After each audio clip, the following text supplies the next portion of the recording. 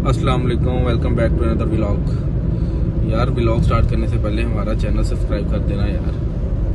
और आज का व्लॉग हम लोगों ने आज प्लान किया था डिज्नीलैंड जाने का, लेकिन मौसम क्लियर ना होने की वजह से हम लोगों ने वो कैंसिल किया है। तो अब हम जा रहे हैं किसी मॉल शॉल चलते हैं, क्योंकि आज संडे है, फ्री थे, कोई काम नहीं था, हमें इतना बिजी शेड्यूल नहीं है, इसलिए आज हमने सोचा व्लॉग भी बना लेते हैं।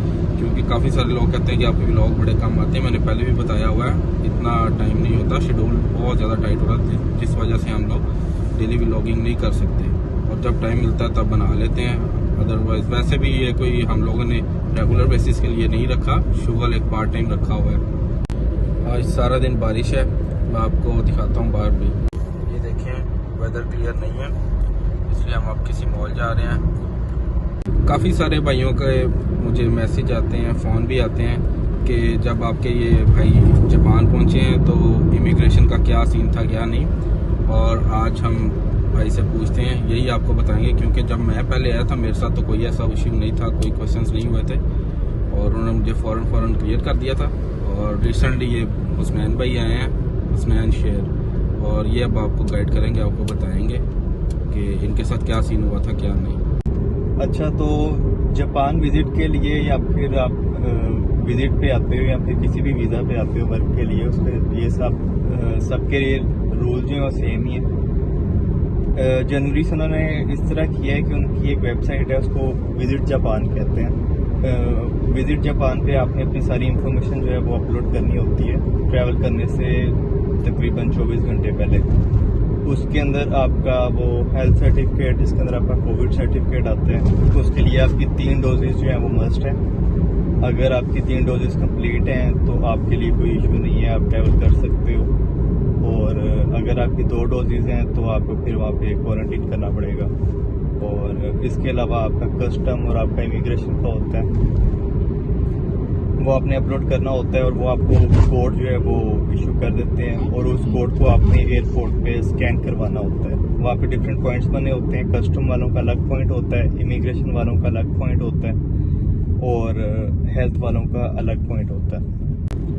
और फिर आप जब एयरपोर्ट पे पहुँचते हो तो आपने उस वेबसाइट को जो है वो ओपन रखना होता है। वहाँ पे डिफरेंट पॉइंट्स बने होते हैं, वहाँ काफ़ी लोग खड़े होते हैं, काफ़ी कोऑपरेटिव हैं जापानीज़, काफ़ी आपको गाइड करते हैं। मैं पहुंचा था, मुझे लैंग्वेज पे नहीं आती थी, फिर भी काफ़ी मतलब वो गाइड कर रहे थे। वो आपका फ़ोन पे खुद बुक करके आपको बता रहे थे कि इस कोड को आपने फलानी जगह पे ऐसे यहाँ पे स्कैन करें, आपको पता चल जाएगा। कुछ और लोग भी थे वहाँ पे, इंडियंस भी थे कुछ, और सर्टिफिकेट उन्होंने मेरा चेक किया था वहाँ पे। और उसके अलावा बाकी कोड्स थे, कोड्स उन्होंने मेरे चेक किए।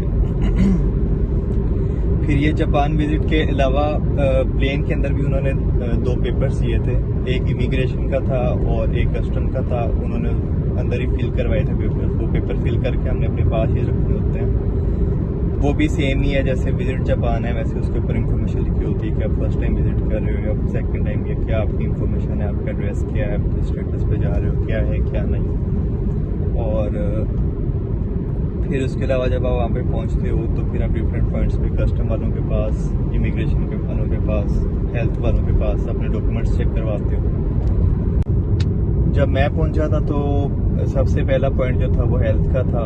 वहाँ पे उन्होंने सिर्फ कोई क्वेश्चन नहीं किया, सिर्फ उन्होंने मेरे से हेल्थ सर्टिफिकेट मांगा था, कोविड सर्टिफिकेट जो होता है, और वो मैंने उनको दिया। वो उन्होंने स्कैन किया, उसके ऊपर कोड जो बना होता है, और स्कैन करके वो उन्होंने वापस कर दिए। फिर उन्होंने मुझे आगे भेज दिया, आगे लाइन थी इमिग्रेशन वालों की, उसमें गया हूँ। फिर उसके बाद इमिग्रेशन उधर गया हूँ डेस्क पे, और उन्होंने भी मेरे से कोई क्वेश्चन नहीं पूछा। डॉक्यूमेंट्स मांगे उन्होंने, वो स्लिप जो प्लेन में फिल की थी वो मांगी है, और बाकी वो एलिजिबिलिटी थी मेरे पास जो यहाँ से मुझे इशू हुई थी जापान से, वो मांगी। और इसके अलावा उन्होंने मेरे से कोई डॉक्यूमेंट नहीं मांगा और कोई क्वेश्चन भी नहीं पूछा। और तकरीबन मेरे वहाँ पे 2-3 मिनट लगे होंगे। 2-3 मिनट के अंदर उन्होंने मुझे वो मेरा जो कार्ड था, ज़ेरियो कार्ड जो होता है, वो उन्होंने मुझे जो है वो इशू कर दिया था। और उसके बाद मैं फ्री था। उसके बाद मैं नीचे आया हूँ, और नीचे आके वो जो कस्टम वाला था वहाँ पे मैंने अपना स्कैन किया, और बस वो लास्ट स्टेप था। और उसके बाद कोई किसी किस्म का क्वेश्चन नहीं हुआ तीनों स्टेप्स पे। सिर्फ आपने अपने डॉक्यूमेंट्स जो है वो स्कैन करने होते हैं, अगर आपके पास वो आपने बनाया हुआ है अपना, और ये आपने वो फिल किया हुआ है प्लेन के अंदर वाला जो पेपर है वो दिखाना होता है। बस सिर्फ आप उनको दिखाते हो, वो उसको जो स्कैन करते हैं, चेक करते हैं, कोई क्वेश्चन वगैरह नहीं करते, कोई ऐसा इशू वगैरह नहीं होता। डॉक्यूमेंट्स आपके कंप्लीट होने चाहिए, हेल्थ का जो है वो आपका कंप्लीट होना चाहिए, और 3 डोजेज आपके कंप्लीट होने चाहिए। बाकी इसके अलावा आपका कोई इशू नहीं है, चाहे आप विजिट पे आ रहे हो, वर्क पे आ रहे हो, सबके लिए जो है वो सारा सेम ही प्रोसीजर है, सारा सेम ही पॉइंट्स है, सब कुछ ये सारे पॉइंट्स आपको फॉलो करने पड़ते हैं, और इसके अलावा बाकी कोई इशू नहीं होता। सारी इन्फॉर्मेशन भाई ने आपको दे दी है, लेकिन इसमें 2 चीज़ों की मैं ऐड करना चाह रहा हूँ। जब आप विजिट पे आते हैं ना, तो आपको एक तो रिटर्न टिकट लेके आनी होती है। अगर आपका वीज़ा 15 डेज़ का है या 30 डेज़ का है या 3 मंथ्स का है, उसके हिसाब से आपको उसके टाइम फ्रेम के हिसाब से आपको रिटर्न टिकट लेके आना होती है। और दूसरा, आपको होटल की रिजर्वेशन भी साथ लेके आना होती है, फिर आपको क्लियरेंस मिलती है। ये भी डॉक्यूमेंट्स आपको ऐड करने पड़ते हैं साथ। अब हम मॉल पहुंच चुके हैं। ये है आयोन मॉल, बहुत बड़ा मॉल है। ये है खसकाबे साइतामा में आयोन मॉल। ये इसकी एंट्रेंस है। ये एंट्रेंस चेक कर लें, यहाँ से एंटर हो गए हम। काफ़ी बड़ा मॉल है। ये 4th स्ट्रीट टाइप बनी हुई है राइट साइड पे भी, और ये इसी तरह लेफ्ट साइड पे ये 4th स्ट्रीट टाइप है, और आगे शॉपिंग सेंटर्स हैं सारे। इसको घर से फ़ोन आ गया, बहुत बिजी है, अब शॉपिंग वगैरह करनी है, इसी ने ही करनी है, मुझे तो भी ज़रूरत नहीं है। जब पाकिस्तान जाऊंगा तब देखूंगा, और अब ये फ्री हो ले तो फिर शॉपिंग वगैरह करते हैं हम।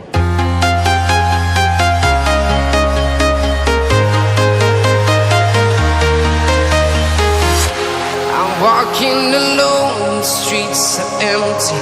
The only thing I can see is my own silhouette. I'm getting stronger, step by step. The clock is ticking, but there's no time for regrets. I've been flying from town to town, from London to Taiwan.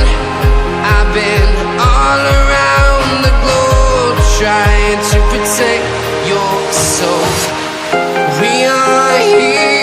इसमें लेना Luna कुछ नहीं है, बस मुझे खपाई जा रहा है, और अब इसको भूख भी लग गई है।